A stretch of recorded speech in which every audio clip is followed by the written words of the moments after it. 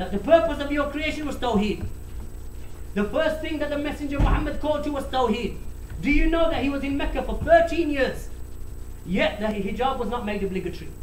Salah, the prayer, was not made obligatory up until a year, and some of the fuqaha and some of the scholars of history, they mention 2 years before the migration, 11th year. Zakat was not made obligatory. The charity was not made obligatory. None of these, the inheritance was not made obligatory. The affairs of the mu'amalat in business and so on was not made obligatory. Alcohol was not made forbidden.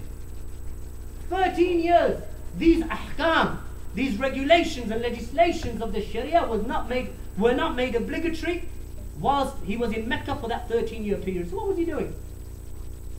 Would you have someone believe, or have you believed that he was just sitting there waiting? Or was he working? Was he striving? وَجَاهِدْهُمْ, as Allah subhanahu wa ta'ala commanded him, and make jihad with it. وَجَاهِدْهُمْ بِهِ جِهَادًا كَبِيرًا, and make jihad with it, the greater jihad. Make jihad, the greater jihad. When was this ayah revealed? In Mecca. Was the raising of the sword legislated in Mecca? There was no fighting in Mecca. No battles in Mecca. No wars in Mecca. None of this took place in the Rather, the raising of the sword was forbidden in Mecca.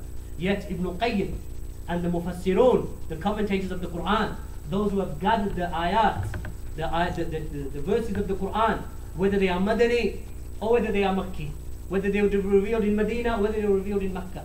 This verse, and make jihad with it, the greater jihad, this was revealed in Mecca. What was the jihad then in Mecca? The jihad in Mecca, as Ibn Qayyim mentions, the great scholar, died in the year 752 after the Hijrah. He said this was the jihad of da'wah. This was the jihad of da'wah, of calling people to Islam. So this is what the Prophet ﷺ and his companions were upon at that time.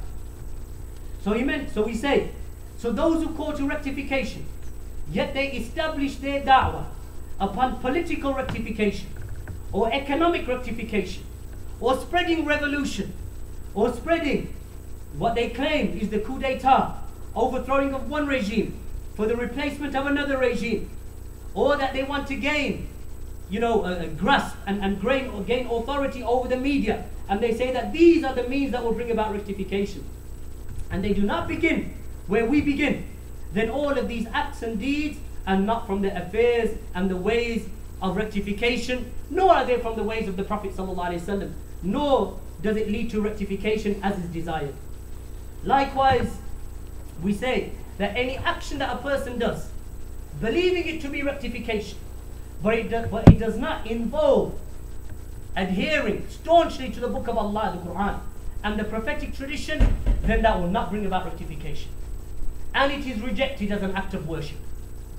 So, as Allah's Messenger ﷺ mentioned in a hadith report by Bukhari and Muslim, "Man amila amalan laysa alayhi amruna fahuwa radd." That whomsoever does a deed which is not from this Islamic religion of ours, then it will be rejected by Allah Yawm al-Qiyamah. So you find, for example, people marching a few weeks ago in the streets, claiming that it's the birthday of the Prophet ﷺ, claiming that this is an act of worship, celebrating the birthday of the Prophet ﷺ, then we say this is rejected. Why is it rejected? Because any deed that is not from the Islamic religion, not reported in the Qur'an, not reported in the Sunnah, not reported from the companions of Allah's Messenger, then it is rejected. So a person can be celebrating year in, year out for 70 years of his life, marching in the streets, shouting and screaming with joy that this is the birthday of the Prophet ﷺ, but it is rejected by Allah. We say that without any shadow of a doubt. It is rejected. Why? Because we are certain that Allah subhanahu wa ta'ala, there is not an affair that will bring us closer to Allah except that Allah revealed it upon the tongue of His Messenger Muhammad sallallahu alaihi wasallam. And there is not a thing that will take us further away from the hellfire except that Allah subhanahu wa ta'ala forbade it upon the tongue of His Messenger Muhammad sallallahu alaihi wasallam.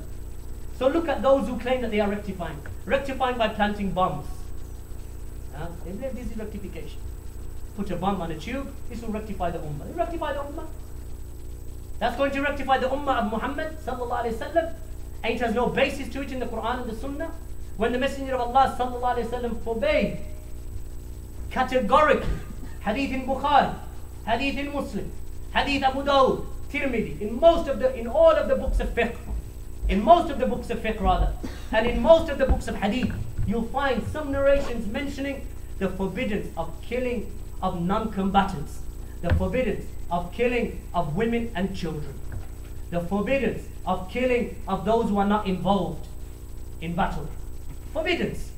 There are people whose lives are preserved by Islam. Allah preserves them, and it is not permissible to take them. Like for example, the life of the emissary, not permissible to take. Any emissary that came to the Messenger of Allah, it is not known that he ever killed them.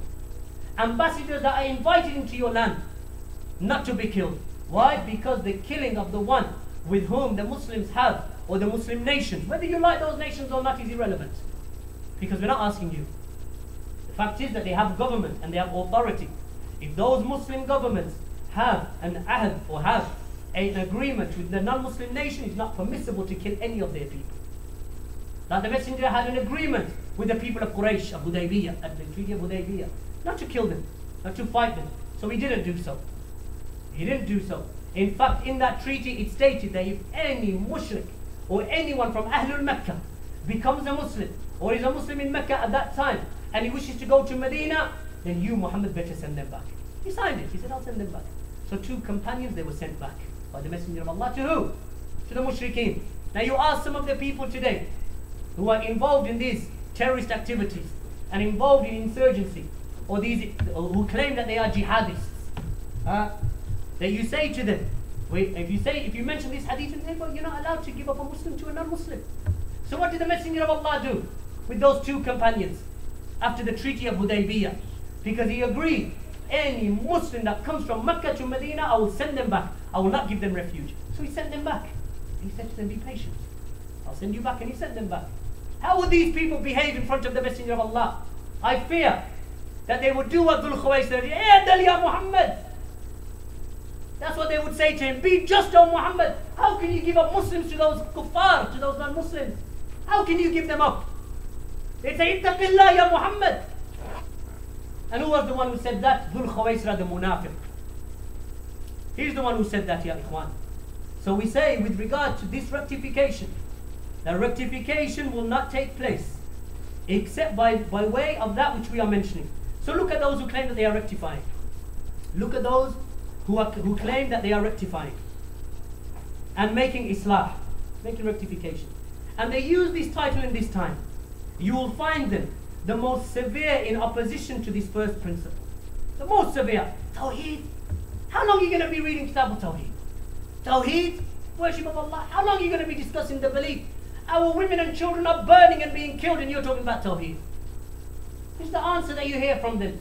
We say, Wallahi, the Messenger of Allah never stopped talking about Tawheed. He sent Mu'adh bin Jabal to Yemen talking about Tawheed. He said Abu Musa al-Ash'ari to Yemen. He said Ali ibn Abi Talib, calling the people to Tawheed. Nuh alayhi salam for 950 years was calling to Tawheed. Ibrahim alayhi salam with his father and his tribe calling to Tawheed. Hud alayhi salam calling his people to Tawheed. Did anyone ever say to them, aren't you getting tired? You know, forget this now. No, we don't forget this.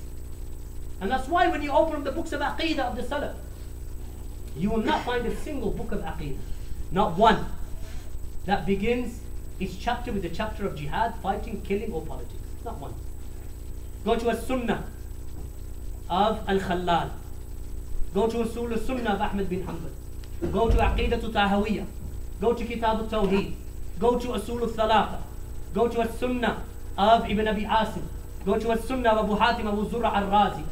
Take any of those books. Go to Sharh Usul I'tiqad Ahl Sunnah wal Jama'ah al-Lalikai. Go to any of those books of belief and creed from the earliest times. Al-Sharia of Imam al-Ajuri. Go to them. Kitab al-Iman or Kitab al-Tawheed of Ibn Khuzaymah. Al-Iman of Ibn Manda. These are books, all of them. Or any of the books of Ibn Taymiyyah. Aqidatul Wasitiyah, Tadmuriyah, Hamawiyah. Go to them. Which of those books begins with political rectification? And all of these books of belief. Yet all of these books will state in there the forbiddance of revolution and rebellion against the tyrannical ruler. All of them.